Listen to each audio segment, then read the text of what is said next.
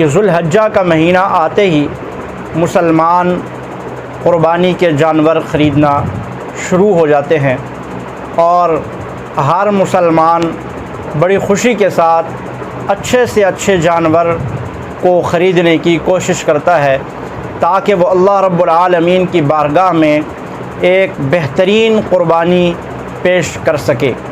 یہ قربانی، اس کا معنی اور مفہوم کیا ہے؟ قربانی کا معنی اور مفہوم یہ ہے کہ آپ اللہ رب العالمین کے نام پر مخصوص قربانی کے دنوں میں اللہ کی رضا کے لیے حلال جانور کو ذبح کریں، اس کو قربانی کہا جاتا ہے۔ اور قربانی کی تاریخی اہمیت اور حیثیت کیا ہے؟ قربانی حضرت آدم علی نبینا علیہ السلام کے دو بیٹے تھے، حابیل اور قابیل۔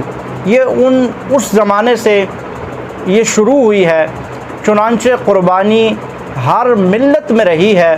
حضرت آدم علی نبینا علیہ السلام سے شروع ہو کر آج تک قربانی کی جاتی ہے، اور قربانی کے مختلف ادوار ہیں، لیکن قربانی ہوئی ہر ملت میں ہے۔ حضرت آدم علیہ السلام کے دو بیٹے حابیل اور قابیل تھے۔ حابیل نے بھی قربانی کی اور قابیل نے بھی قربانی کی۔ قرآن جس کی گواہی دیتا ہے، جس کا تذکرہ قرآن کرتا ہے، وَاتْلُ عَلَيْهِمْ نَبَأَ بَنِيَّ آدَمَ بِالْحَقِّ اِذْ قَرَّبَا قُرْبَانًا فَتُقُبِّلَ مِنْ أَحَدِهِمَا وَلَمْ يُتَقَبَّلْ مِنَ الْآخَرِ، کہ اللہ تعالیٰ کے لیے انہوں نے اپنی قربانی کو پیش کیا۔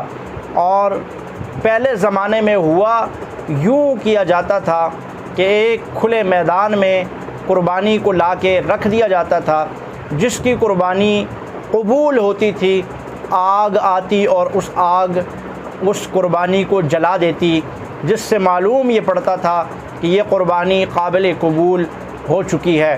اور جو وہیں پہ پڑا رہتا، آگ جسے اچک نہ لیتی، آگ جسے کھا نہ جاتی، اس کا مطلب کہ اس کی قربانی قبول نہیں ہوئی ہے۔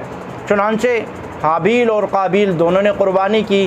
اس آیت کے ضمن میں ابن کثیر رحمۃ اللہ علیہ نے ذکر کیا ہے، حضرت عبداللہ بن عباس رضی اللہ تعالیٰ عنہ کی روایت سے نقل کیا، انہوں نے وہ فرماتے ہیں کہ حابیل نے مینڈا ذبح کیا اور قابیل نے اپنی کھیت سے غلہ لا کر وہ اللہ کی راہ میں قربان کیا۔ اب دونوں نے ایک جگہ پہ رکھا اور آگ آئی اور حابیل کے مینڈے کو کھا گئی، اور قابیل کا غلہ وہیں پڑا رہا جو قابل قبول نہ ہوا۔ یہ وہاں سے لے کر حضرت عیسیٰ علی نبینا علیہ السلام کے دور تک یہی سلسلہ تھا، قربانی کا یہی انداز تھا کہ ایک کھلے میدان میں رکھ دیا جاتا تو آگ آ کے تأکلہ النار، قرآن کہتا ہے کہ آگ اٹھا کے اس کو کھا جاتی، آگ اس کو جلا دیتی، جس کا مطلب یہ تھا قربانی قبول ہو گئی ہے۔ اور آگ نہ کھاتی تو اس کا مطلب یہ تھا قربانی قبول نہیں ہوئی۔ لیکن قربانی کو خصوصی اہمیت جو آگے حاصل ہوئی ہے، وہ حضرت اسماعیل اور حضرت ابراہیم علیہ السلام کا وہ واقعہ ہے جو قرآن میں ہم پڑھتے اور سنتے رہتے ہیں۔ اس کو انشاءاللہ آگے اس کا تذکرہ کیا جائے گا۔